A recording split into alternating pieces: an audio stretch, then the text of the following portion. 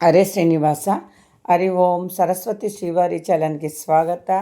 ಸ್ನೇಹಿತರೆ, ಮೊನ್ನೆ ತಾನೇ ನಾವು ಹುಣ್ಣಿಮೆ ಮಾಡ್ಕೊಂಬಂದಿದ್ವಿ, ಖಾರ ಹುಣ್ಣಿಮೆ ಅಂತ ಹೇಳಿ. ತುಂಬ ಜನ ಈ ಒಂದು ಹುಣ್ಣಿಮೆ ದಿನ ವಟ ಸಾವಿತ್ರಿ ಪೂಜೆ ಎಲ್ಲ ಮಾಡಿ ಭಾಳ ಒಂದು ಫಲ ತೊಗೊಂಡಿದ್ದೀರಾ. ಅದಾದ ನಂತರ ಒಂದು 3ನೇ ದಿವಸ ಇಲ್ಲ 4 ದಿವಸಕ್ಕೆ ಬರುವಂತಹ ಈ ಒಂದು ಜ್ಯೇಷ್ಠ ಸಂಕಷ್ಟಾರ ಚತುರ್ಥಿ ದಿವಸ ಯಾವತ್ತು ಬಂದಿದೆ ಮತ್ತು ಅವತ್ತು ಏನು ವಿಶೇಷ ಪೂಜೆ ಅಂತ ನೋಡೋಣ ಸ್ನೇಹಿತರೆ. ಈ ಜ್ಯೇಷ್ಠ ಸಂಕಷ್ಟಾರ ಚತುರ್ಥಿ ಬಂದು ಶುಕ್ರವಾರ 3ನೇ ತಾರೀಕು ಬಂದಿದೆ.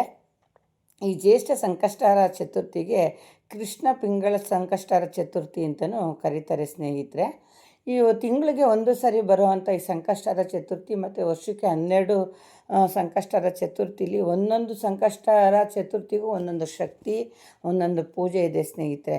ಹಂಗಾಗಿ ಈ ಬರೋವಂಥ ಶುಕ್ರವಾರ ಏನು ನಮಗೆ ಒಂದು ಮಧ್ಯಾಹ್ನ 11 ಗಂಟೆ 20 ನಿಮಿಷಕ್ಕೆ ಇದು ಪ್ರಾರಂಭ ಆಗುತ್ತೆ. ಮಧ್ಯಾಹ್ನ ಅಂದರೆ 10 ಗಂಟೆ ಮೇಲೆ ಸಂಬಂಧಪಟ್ಟೆ ಮಧ್ಯಾಹ್ನಕ್ಕೆ ಹೊರಟೋಗುತ್ತೆ, ಬೆಳಗ್ಗೆ ಅಂತೂ ಇಲ್ಲ. ಶುಕ್ರವಾರ 11 ಗಂಟೆ 25 ನಿಮಿಷಕ್ಕೆ ನಮಗೆ ಈ ಒಂದು ಸಂಕಷ್ಟಾರ ಚತುರ್ಥಿ ಪ್ರಾರಂಭ ಆದರೆ 4ನೇ ತಾರೀಕು ಶನಿವಾರ 12 ಗಂಟೆ 42 ನಿಮಿಷಕ್ಕೆ ಈ ಸಂಕಷ್ಟಾರ ಚತುರ್ಥಿ ಮುಕ್ತಾಯ ಆಗುತ್ತೆ. ನಮಗೆ ಈ ಚಂದ್ರೋದಯ ಸಿಗೋದು ಬಂದು ನೋಡಿ, ನಮಗೆ 3ನೇ ತಾರೀಕು ಶುಕ್ರವಾರ ಸಾಯಂಕಾಲ ಸಿಕ್ಕುತ್ತೆ. ಯಾಕಂದರೆ ಶನಿವಾರ ಮಧ್ಯಾಹ್ನಕ್ಕೆ ಇದು ಮುಗ್ದೋಗೋದ್ರಿಂದ ನಾವು ಶುಕ್ರವಾರನೇ ಸಂಕಷ್ಟಾರ ಚತುರ್ಥಿನ ಆಚರಣೆ ಮಾಡಬೇಕು. ನಮಗೆ ಚಂದ್ರೋದಯ ಬಂದು ಸ್ನೇಹಿತರೆ 9 ಗಂಟೆ ಇಲ್ಲ 9 ಗಂಟೆ 58 ನಿಮಿಷ ಇಲ್ಲ 10 ಗಂಟೆ ಮೇಲೇ ನಮಗೆ ಚಂದ್ರ ಬರೋದು. ಯಾಕಂದರೆ ಇವಾಗ ಸ್ವಲ್ಪ ಮೋಡ ಇರೋದ್ರಿಂದ ಚಂದ್ರ ಬೇಗ ಬರೋದಿಲ್ಲ.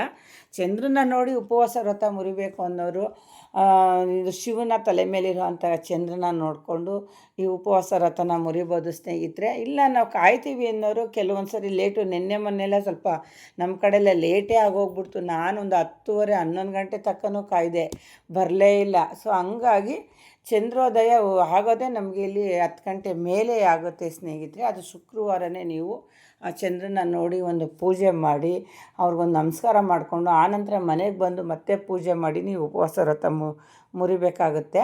ವಿಶೇಷವಾಗಿ ಈ ಒಂದು ಸಂಕಷ್ಟಾರ ಚತುರ್ಥಿ ದಿವಸ ಕೃಷ್ಣ ಪಿಂಗಳ ಚತುರ್ಥಿ ಅಂತ ಹೇಳಿ ಕರೀತಾರೆ. ತುಂಬ ಒಂದು ಬಂಗಾರದಂಥ ಒಂದು ಸಂಕಷ್ಟಾರ ಚತುರ್ಥಿಯಾಗಿದೆ. ಈ ಸಂಕಷ್ಟಾರ ಚತುರ್ಥಿ ದಿವಸ ಮಾಮೂಲಿ ಶುಕ್ರವಾರ ನೋಡಿ ಎಷ್ಟು ಒಳ್ಳೆ ದಿನ ಬಂದಿದೆ, ನೀವೆಲ್ಲ ರೆಡಿ ಮಾಡ್ಕೊಂಡು ಒಂದು ಪೂಜೆಗೆಲ್ಲ ಏರ್ಪಾಟ್ ಮಾಡ್ಕೊಂಡಿರ್ತೀರ. ಸೊ ಹಂಗಾಗಿ ಪೂಜೆಯನ್ನು ನೀವು ಒಂದು ಪ್ರಾರಂಭ ಮಾಡಿಕೊಂಡು ಒಂದು ವ್ರತ ಪೂಜೆ ಓಂ ಗಂ ಗಣಪತಿ ಹೇ ನಮಃ ಅಂತ ಒಂದು ಸಂಕಷ್ಟಾರ ಸ್ವಾಮಿನ ಒಂದು ಮನಸ್ಸಲ್ಲಿ ಏನೇ ಒಂದು ಪೂಜೆ ಮಾಡೋದನ್ನು ಸಂಕಲ್ಪ ಮಾಡ್ದೇ ನೀವು ಮಾಡೋಕ್ಕೆ ಹೋಗ್ಬೇಡ್ರಿ.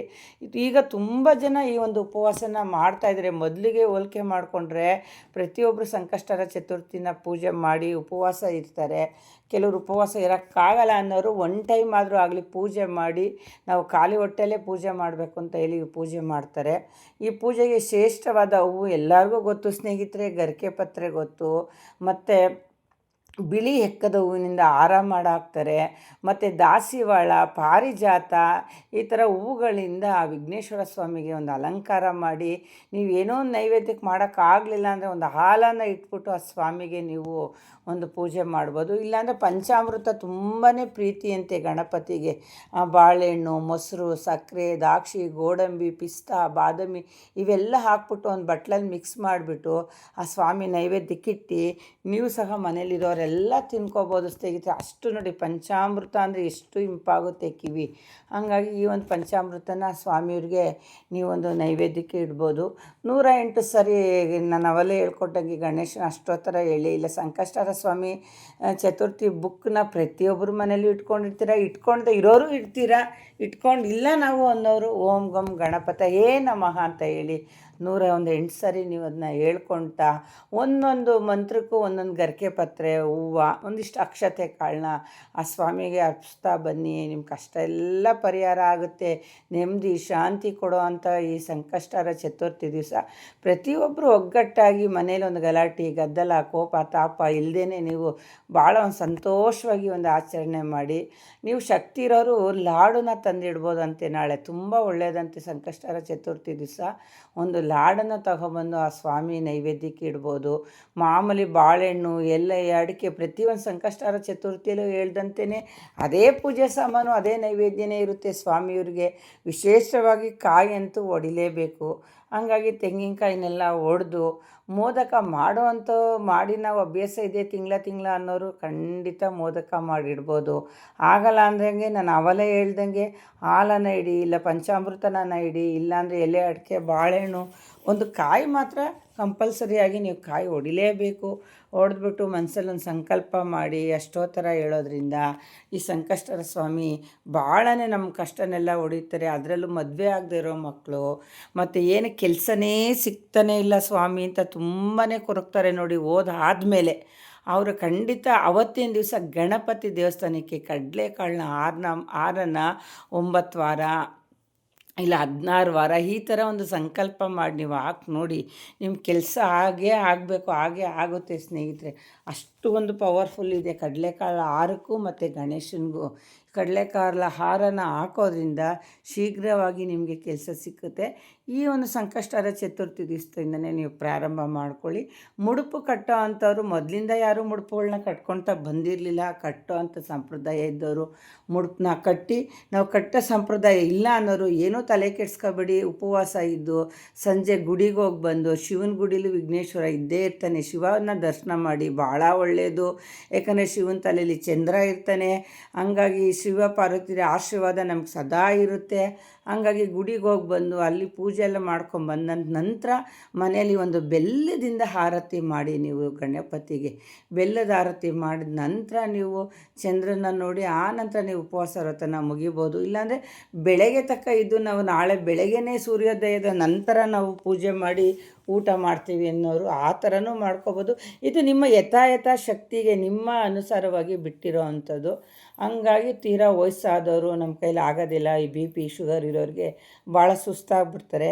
ಆದಷ್ಟು ಮಕ್ಳುಗೈಲಿ ಈ ಪೂಜೆಗಳ್ನ ಮಾಡ್ಸೋಕ್ಕೆ ನೀವು ಪ್ರಯತ್ನ ಪಡಿ. ಮಕ್ಳುಗಳು ಮಾಡಲಿಲ್ಲ ಅಂದರೆ ಏನೂ ತಲೆ ಕೆಡಿಸ್ಕೋಬೇಡಿ. ನಿಮ್ಮ ಕೈಲಿ ಎಷ್ಟರ ಮಟ್ಟಿಗೆ ಮಾಡೋಕ್ಕಾಗುತ್ತೋ ಅಷ್ಟು ಮಾಡಿ. ಭಕ್ತಿಗೆ ವಿಘ್ನೇಶ್ವರ ಒಲಿತಾನೆ, ವಿಘ್ನ ವಿನಾಶಕ. ಅವನು ಯಾವುದೇ ಒಂದು ವಿಘ್ನ ಇದ್ರೂ ತೊರೆದು ನಿಮಗೆ ಒಂದು ಸಕಲ ಸೌಭಾಗ್ಯವನ್ನು ಕೊಡೋ ಅಂತಹ ವಿಘ್ನೇಶ್ವರನ ಮನಸ್ಸಲ್ಲಿ ಆರಾಧನೆ ಮಾಡ್ಕೊಳ್ಳಿ.